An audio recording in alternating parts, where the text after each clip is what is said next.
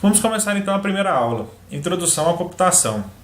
Essa aula será um pouco teórica, pois eu vou contar para vocês a história da evolução dos computadores desde a década de 40 até os dias atuais. Assim, ela será distribuída em 5 gerações. Logo em seguida, eu vou falar para vocês sobre os microcomputadores e vou explicar um pouco a diferença entre o hardware e o software. Vou mostrar para vocês os componentes do hardware e também vou falar sobre os softwares. Vamos começar então com a primeira geração dos computadores, que foi de 1946 a 1954. Os computadores tinham como principal característica o uso de válvulas eletrônicas, possuindo dimensões enormes, utilizavam quilômetros de fios, chegando a atingir temperaturas muito elevadas, o que frequentemente causava problemas de funcionamento. Normalmente, todos os programas eram escritos diretamente na linguagem de máquina, o que dificultava a programação e, consequentemente, despendia muito tempo para a sua criação. O seu armazenamento dos dados era realizado em cartões perfurados, que depois passaram a ser em fitas magnéticas. Hoje em dia, as grandes empresas ainda utilizam a fita magnética para salvar os seus dados, para fazer os seus backups. Então veja só que a evolução de 1946, que foi salvar as informações, os dados em fitas magnéticas, atualmente também é utilizado. Grandes empresas usam como backup fitas magnéticas. Então, no ano de 1946, ocorreu uma revolução no mundo da computação, com o lançamento do computador ENIAC, o Electrical Numerical Integrator and Calculator, desenvolvido pelos cientistas norte-americanos John Eckert e John Mauchly.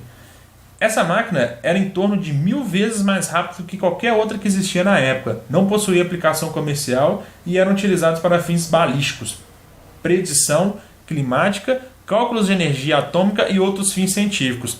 Abaixo podemos ver uma figura do clone de computador. Abaixo podemos ver a figura do computador IBM 1620 e o IBM 1401. Esses computadores nessa época, da segunda geração, eles começaram a ser utilizados muitos em usinas nucleares. Eu coloquei para vocês a foto do Homer Simpson trabalhando na usina nuclear. Esse computador que ele está em volta dele é uma homenagem dos computadores da segunda geração, que eram utilizados para usinas. Abaixo podemos ver aí uma foto do IBM dessa geração. A quarta geração ela é conhecida pelo advento dos microprocessadores e computadores pessoais. Com a redução drástica do tamanho e preço das máquinas, as CPUs atingiram um incrível patamar de bilhões de operações por segundo, permitindo que muitas tarefas fossem implementadas. Os circuitos acabaram se tornando ainda mais integrados e menores, o que permitiu o desenvolvimento dos microprocessadores.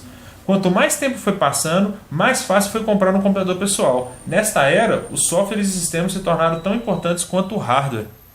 Vou falar agora um pouco da quinta geração, que é de 1991 aos dias atuais. Se vocês pesquisarem em diversos sites, vocês encontrarão que a história do computador ela só tem 4 gerações, que a quarta era de 1977 até hoje.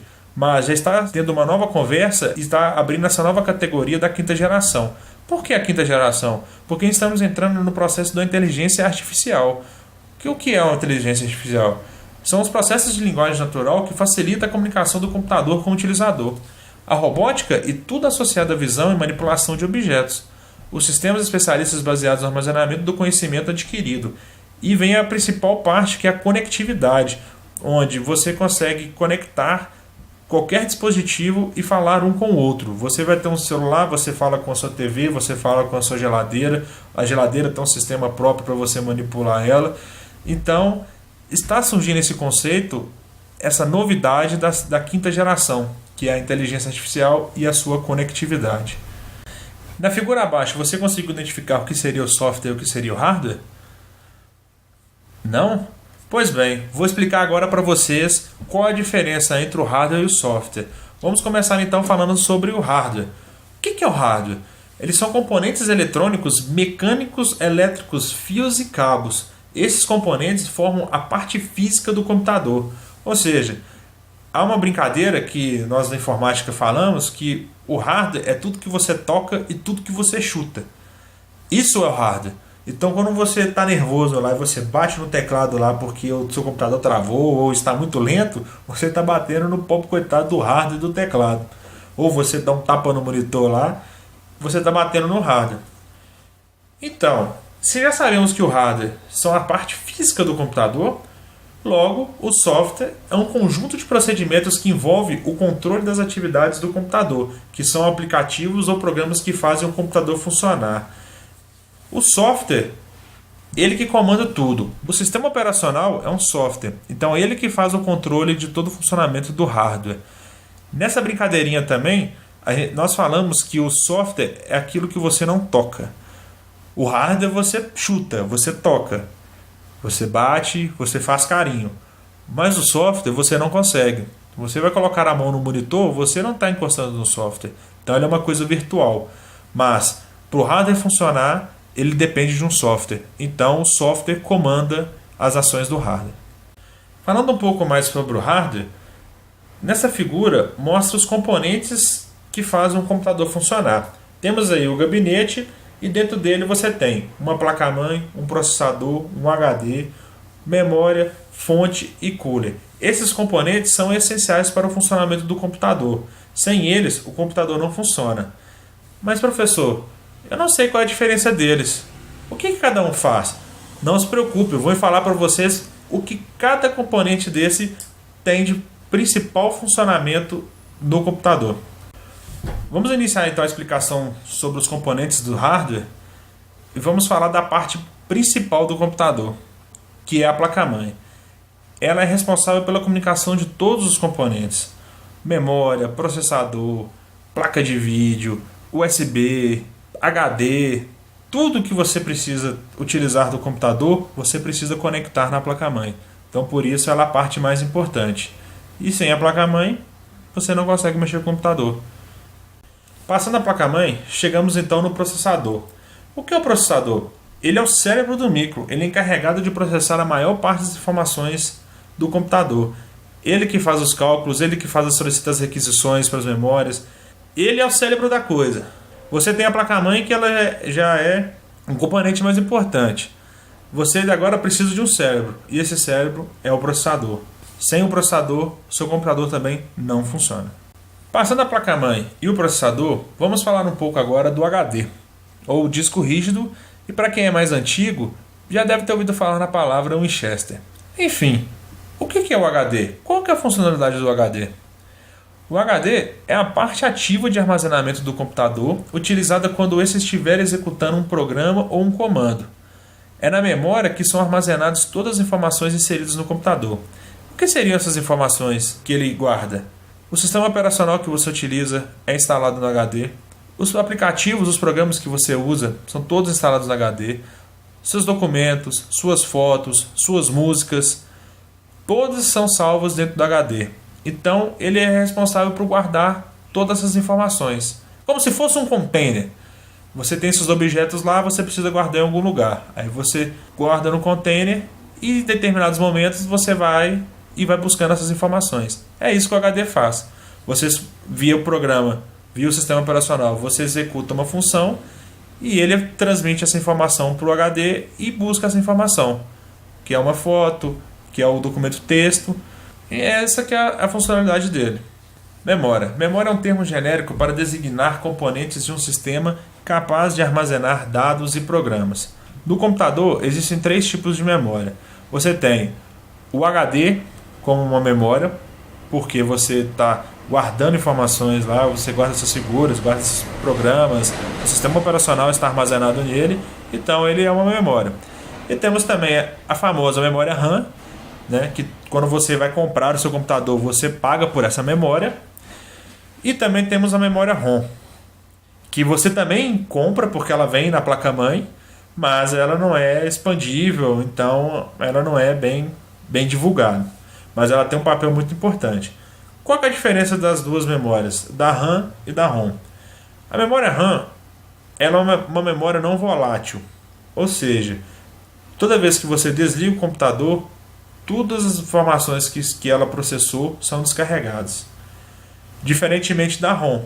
A ROM é uma memória volátil. Você pode desligar o computador, você pode ligar o computador e as instruções que estão nela sempre vão ser executadas. Mas, professor, aonde eu vejo a execução da memória ROM? Observe que quando você liga o seu computador, você vê a BIOS. Você já deve ter ouvido falar nisso, que é aquela telinha preta que vai passando algumas informações, você vê o seu HD, o tamanho do seu HD, para você dar boot, enfim. Essas instruções que estão sendo executadas ali, elas estão vindo da memória ROM. Então, por isso que toda vez que você liga o seu computador, toda vez aquela tela está lá passando até inicializar o Windows, ou o Linux, ou o sistema operacional que você esteja utilizando. E a memória RAM não.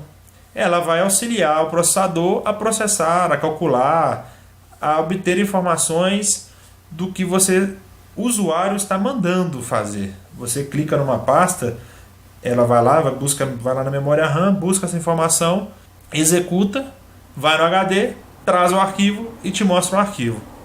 Essa é a diferença entre as duas memórias.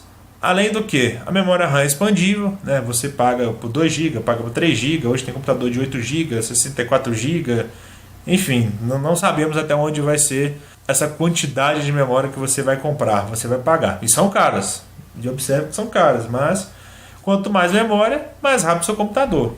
Isso aí é fato. São componentes pequenos, mas com grande importância no funcionamento do computador. Se um desses caras para, o risco do seu processador, ou da sua placa de vídeo, ou da sua fonte queimar é muito grande. Então por isso que é bom às vezes você mandar fazer umas manutenções periódicas no seu computador para você tirar a poeira dele, pois eles armazenam muita poeira. E armazenando muita poeira, eles não vão rodar direito, rodando lentamente, vai esquentar o dispositivo na qual ele está tentando resfriar o tempo inteiro. Então o cooler pode não ser famoso, passar despercebido, ele é muito importante. Professor, mas existe só esses tipos de cooler que eu estou vendo nas seguras? Não, meu caro. Existe cooler à base de água, nitrogênio. Cara, é uma loucura o que os caras de computador fazem para poder resfriar seus PCs. Muita loucura.